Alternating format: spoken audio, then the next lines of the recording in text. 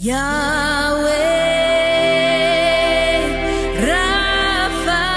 రక్షకుడైన యేసుక్రీస్తుకి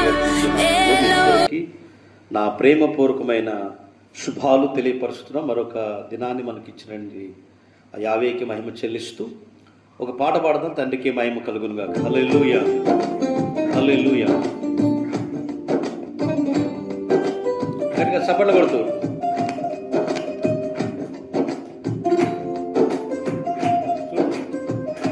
హల్లెలూయా.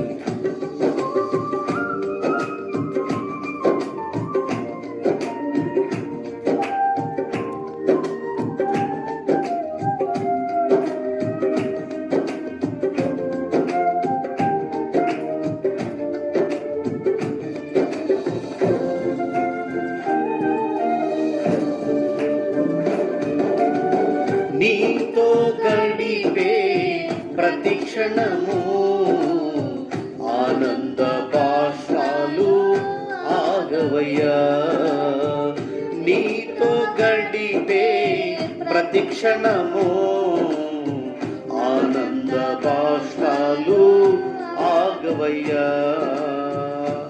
కృపతలంచగా మేలు యోచించగా, కృపతలంచగా మేలు యోచించగా,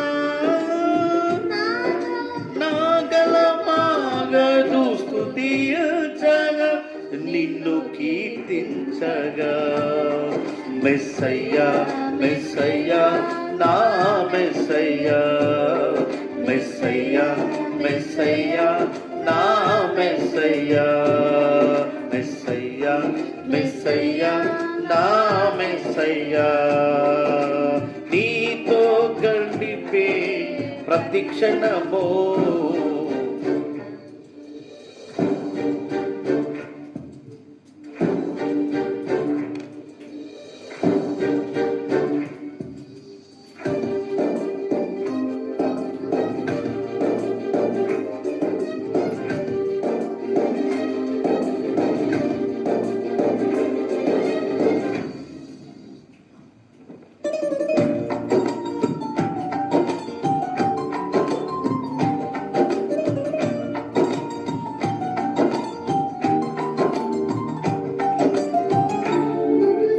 మారవండి నా జీవితాన్ని మధురముగా మంచి కనపరిచినావు.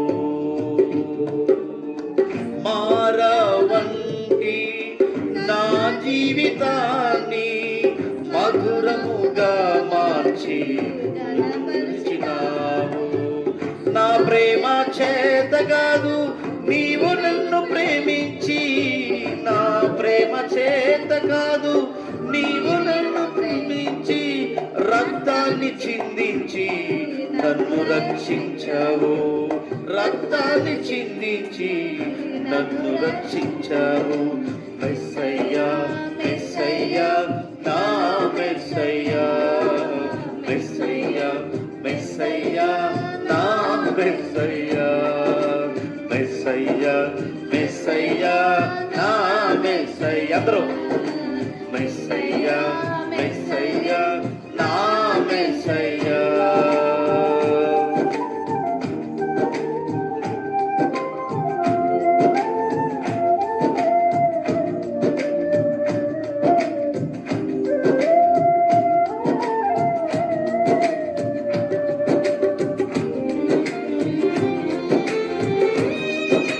గట్టిగా చప్పట్లు కొడుతూ మందిరంలో ఉన్న వాళ్ళందరూ కూడా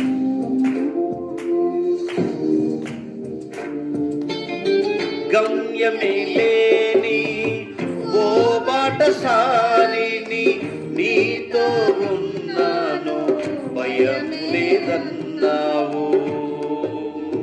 గమ్యమే లేని ఓ బాటసారిని, నీతో ఉన్నాను భయము లేదన్నావు.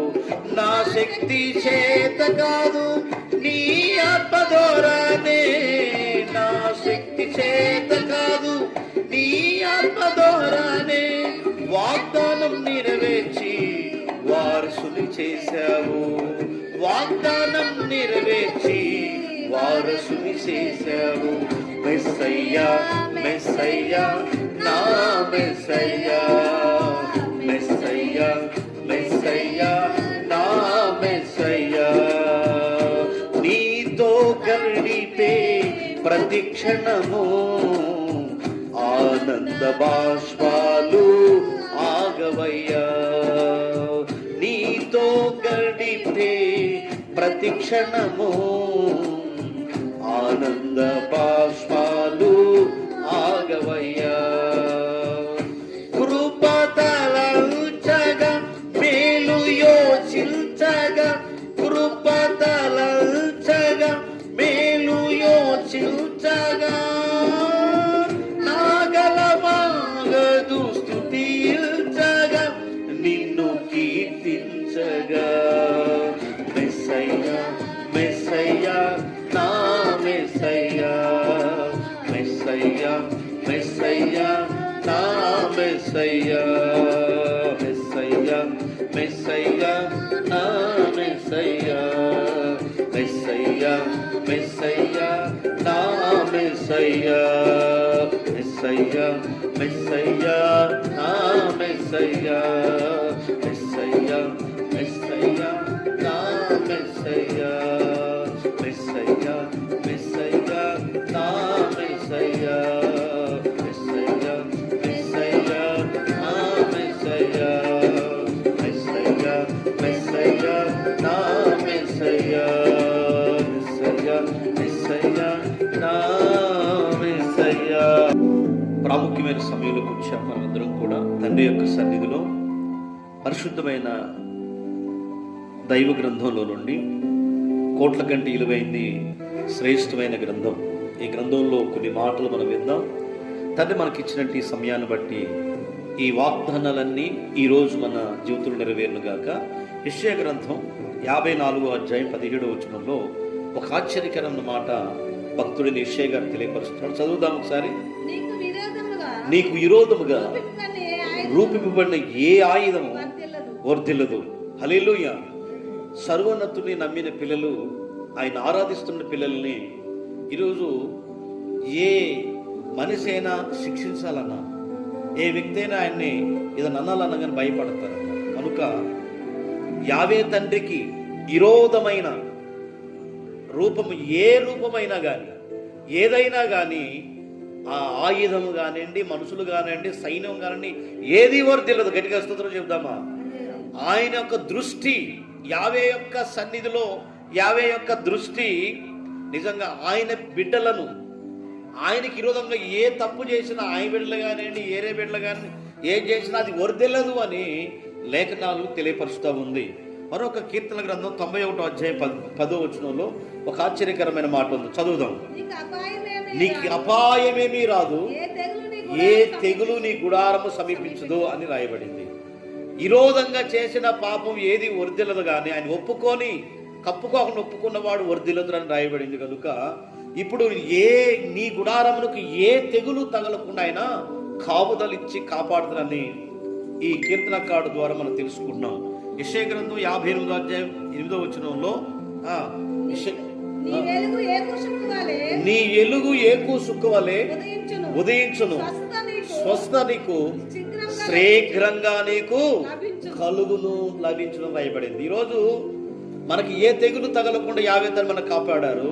ఆయనకి విరోధంగా జీవించిన ఏ వ్యక్తి అయినా కానీ ఆయనకి విరోధంగా చేసినట్టు ఏది కూడా వర్ధిల్లదు. మూడోది ఏంటంటే ఆయన యొక్క ఏంటంటాడు యెషయా గ్రంథంలోనే ఏం చెప్తున్నాడు మన చదువుదాం. నీ ఎలుగు అంటే ఏకు సుక్కువలే ఉదయించును కనుక స్వస్థ నీకు శీఘ్రంగా కలుగును. కనుక నీకు ఏకు సుక్కువలే నువ్వు ఉంటావట, స్వస్థ నీకు కలిగిందని ఈ మాటలో తెలియపరు. సామెతల గ్రంథము చదువుదాం. సామెతలు 12వ అధ్యాయం 21వ వచనం. నీతిమంతునికి ఆపదలు సంభవించదు, ఏటగాని ఊడిలో నుండి ఆయనని నిడిపించని నాశనకరమైన తెగులు రాకుండా నిన్ను రక్షించునని రాయబడింది. కనుక ఏటగాని ఉడిలో నుండి మన్ని కాచి కాపాడి ఆయన కౌగిట్లో దాచి ఎత్తుకొని ముద్దాడి నిజంగా ఆయన్ని కాచి కాపాడతారని ఇందులో ఈ సామెతల్లో మనకు రాయబడింది. కాబట్టి ఎన్ని పన్నాగాలు వేసిన ఏటగాడు సాతానుగాడు మన ఇన్ని పన్నంగాలేసి మన్ని ఇన్ని రకాలుగా శోధించిన ఆయన మాత్రము నిన్ను విడిచిపెట్టేవాడు కాదని లేఖనంలో రాయబడింది. కనుక కీర్తన గ్రంథం 91:3 కూడా రాయబడింది. నాశనకరమైన తెగులు తగలకు నిన్ను రక్షించును అని రాయబడింది. చివరిగా 23 కీర్తన గ్రంథం 6వ వచనాన్ని, నేను బ్రతుకు దినములన్నీ కృపాక్షేములే మన ఎంట వచ్చును. ఎందుకంటే ఈ యొక్క సంవత్సరంలోని ఈ దినమంతా ఒక కాపర్ని కలిగి ఉన్నాం కాబట్టి, యావే నా తండ్రి నా కాపర్ అంటాడు దావీదు 1వ అధ్యాయంలో. కృపాక్షేమాలు మన కుటుంబాల మీద నిలిచి వస్తుంది. కృపాక్షేమాలు మన ఎంటాడుతుంది. కనుక మనం దేనికి మనం భయపడకుండా ఆయన సన్నిధిలో సాగేవారుగా ఉందాము. మనం చేయవలసింది ఏంటంటే ఆయనకి ఇష్టలుగా వర్ధిల్లాలి అంటే ఆయనకి అయిష్టంగా జీవించుకుని విష్టంగా జీవించే వ్యక్తులుగా ఉందాము. ఆయనకి విరోధమైన ఆయుధం ఏది వర్ధిల్లదు కాబట్టి విరోధులుగా పనికొచ్చే పనిముట్టుగా పాత్రగా ఆయన తోటలో పనివారుగా మనం జీవిద్దాం. అట్టి కృపా ధన్యత మనందరి కుటుంబాల మీద నిలుచులుగాక. ప్రార్థన చేసుకుందాం.